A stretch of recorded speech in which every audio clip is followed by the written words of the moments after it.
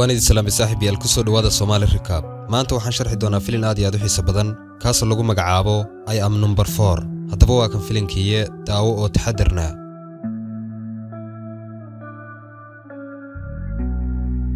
filinku wuxuu ku bilaabanayaa nin ilaaliya oo ku dhuumanaya bartamaha kaynta si lama filaan waxa soo weeraraya makhluuq daasoon. wiilkan oo lagu magacaabo number 3 ayaa isku dayay inuu baxsado isagoo bahalku eryanayo. si kastaba ahaatee waxa qabtay taliyaha Mugdorianiska kadibna meesha ku dilay. dhan kale waxaa layna tusayaa wiil lagu magacaabo Johan, magaciisa labaadna loo yaqaano number 4. wuxuu ku raaxaysanayaa waqtigiisa isagoo haweeney la jooga xeebta. markuu badda joogo lugtiisa ayaa waxay bilaabaysaa inay dhalaasho, taasoo sababtay markaas inuu qayliyo xanuunka lugta ka haya awgeed. waxaa kaloo humaagiisa aan arkaynaa number 3 kaasoo uga digaya in meeshaas ay ka soo socoto markaa dhibaato aad u weyn una ka codsanaya markaa meesha inay iskaga cararaan, waxayna bilaabayaan meesha inay iskaga tagaan. ilaaliyaha Johan oo lagu magacaabo Henry wuxuu imaanayaa markaa Johan kadibna wuxuu ogaanayaa in numbarkii 3aad la dilay. taas awgeed isla markiiba Johan wuxuu bilaabayaa inuu dhaho aan ka guurno meeshan xeebta ah, waxayna gubayaan dhammaan sawiraantii meesha ay ku galeen ka hor intaysan meesha ka tegin. intay jidka sii socdaan Johan wuxuu sharaxayaa in isaga iyo 8 kale oo carruura ay leeyihiin hibo markaa u gaara. ninkan bidaarta leh aan ku aragnay bilowga filimka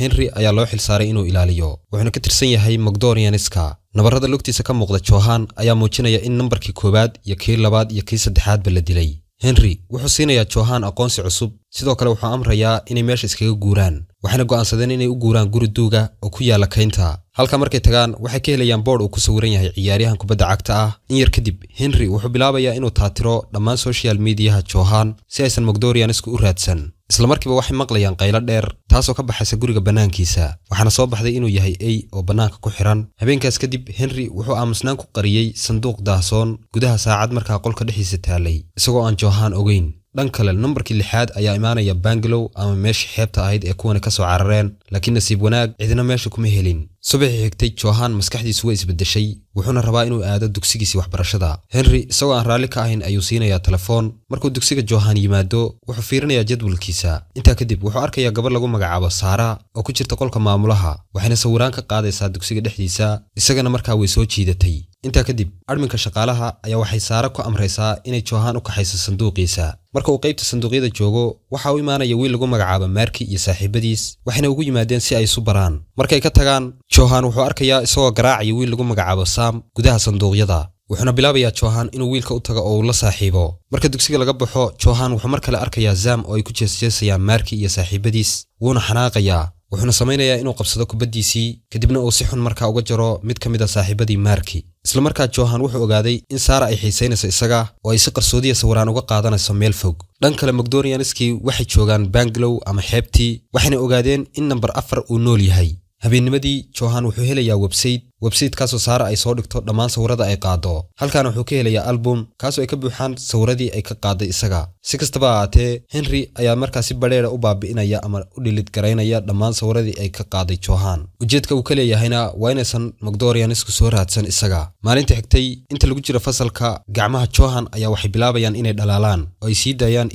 iftiinkaasoo loo yaqaano lumen. isagoo argagaxsan ayuu bilaabayaa inuu ordo qolka waardiyaha, wuxuuna isku dayaa inuu nalka dimiyo. Henry wuxuu arkay in iftiin isku mid ah ay ka baxayaan saacadda, wuxuuna isla markiiba u dhaqaaqay dhanka dugsiga, wuxuuna maareeyay inuu dejiyo isagoo u sharaxaya in dhalaalka uu yahay awood markaa isaga u gaara. markay guriga yimaadeen Henry wuxuu u sheegayaa Johan in awooddiisa ay sii kordhayso hadba marka kasii dambaysa, loogana baahan yahay inuu maareeyo awooddiisa. isagoo awoodda xiisaynaya Johan wuxuu markaa ka dhuuntay guriga, wuxuuna rabaa bal inuu ogaado qayb ka mid ah markaa awooddiisa, halka eegiisu uu si qarsoodiya u ilaalinaya isaga. dhanka kale taliyaha Mugdorianku wuxuu iibsanayaa dhammaan cuntada ku jirta supermarketka isagoo raba inuu ku quudiyo xayawaanada waaweyn ee daahsoon. Johan si uusan filanayn ayuu la kulmayaa Sara oo wadada markaa maraysa. inta ay wadada sii wada socdaan waxay arkayaan Sam iyo aabihii oo ka gudbaya wadada. Sara ayaa waxay ku casuumaysaa gurigooda si uu ugu casheeyo, qoyskoodana markaa ay halkaa ku baraysaa. Sara waalidkeed ayuu Johan u sheegayaa in gabadhoodu ay aad u xiisayso inay sawirada qaado. markay casheeyaan kadib waxay aadayaan qolka Sara, halkaasoo Johan uu ku ogaanayo buug kaasoo muujinaya in gabadhani aysan jeclayn in la sawiro. nasiib darro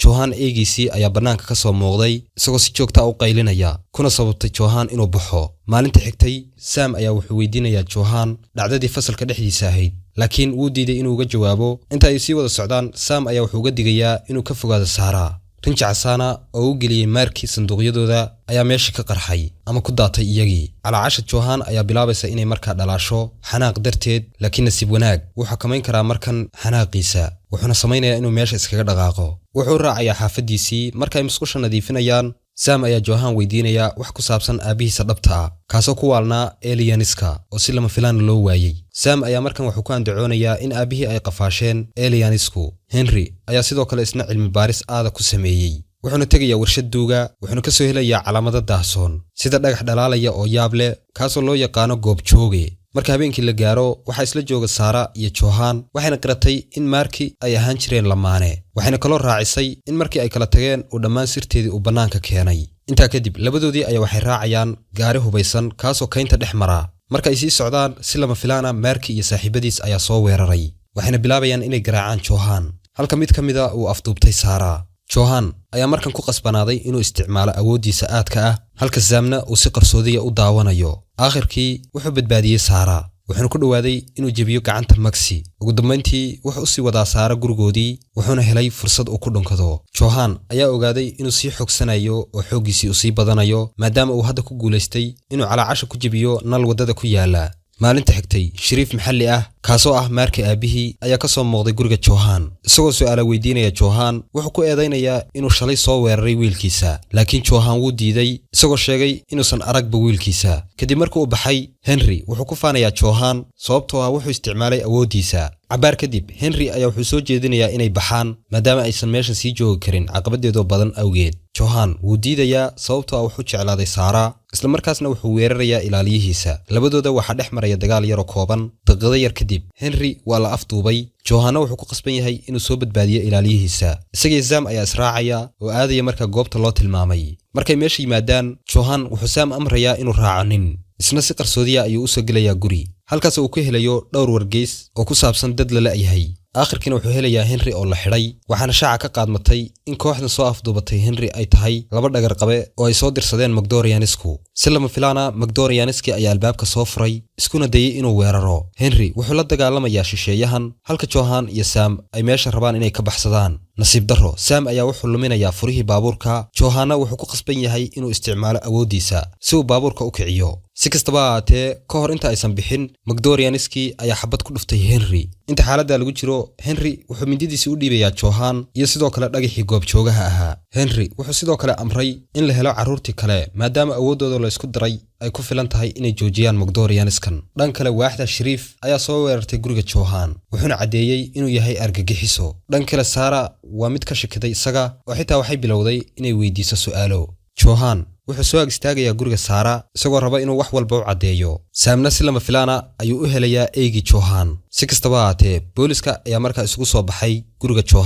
Johan iyo Sarah waxay joogaan guriga saqafkiisa sare isla markaa Sarah ayaa istaagaysa oo ka siibanaysa guriga saqafkiisa nasiib wanaag Johan ayaa wuxuu ku guuleystay inuu badbaadiyo isagoo isticmaalaya awoodiisa wuxuuna muujiyay awoodiisa marka lagu qasbo inuu kor u qaado mid ka mid ah baabuurta booliska isagoo awoodiisa isticmaalaya labadoodii ayaa ka cararay booliskii waxayna aadeen dugsigoodii dhan kale Magdorianiski waxay soo aadeen dhinaca dugsiga inta aysan soo gaarin waxay ka hor imaanayaan Markii aabihiis taliyaha Marcos ayaa ugu hanjabaya inuu dili doono nasiib wanaag Sam ayaa wuxuu ku wargelinayaa saaxiibkiis in Magdorianiski ay ku hareersan yihiin dugsiga labadoodii ayaa waxay isku dayaan inay baxsadaan si lama filaana number 6 oo lagu magacaabo Jane ayaa la soo baxday hubkeeda gaarka ah kana caawisay inay la dagaalamaan shisheeyaha dagaal ayaa dhacaya Jane waxay si guul markaa u baabi'inaysaa dhammaan shisheeyihii iyadoo isticmaalaysa xawaaraheeda dhan kale Magdorianiski waxay sii danayaan bahladooda oo ay ka mid tahay qorata duulaysa marka xaaladda lagu jiro eegi Johan ayaa si lama filaana isugu bedelaya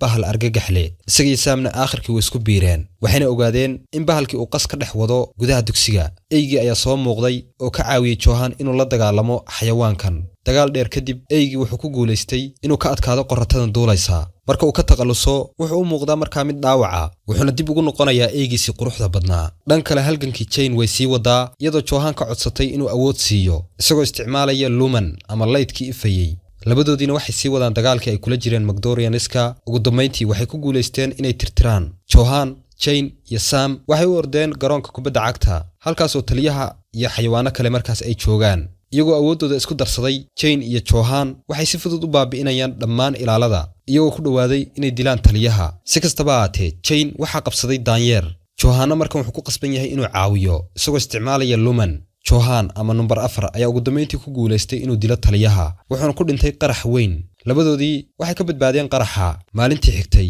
way midoobeen iyagoo dhagaxyo buluuga isa saaraya Sam hadda waa mid ka mid ah kooxda Johan dhamaadka filimkana Johan wuxuu siiyay shumiskiisii u dambeeyay Sarah Johan Sam iyo Jane ayaa ka baxsaday magaalada filimkina saas ayuu markaa ku dhamaaday haddii aad xiisiisid muuqaalada noocan oo kale ah fadlan channelka subscribe saaro sidoo kale muuqaalkan la garee si markaa dad badan uu gaaro waana kaaga mahadcelinayaa daawashada muuqaalkan intaan muuqaalka xiga ku kulmayna waxaad kaga tagayaa assalaamu calaykum waraxmatullaahi wabarakaatuh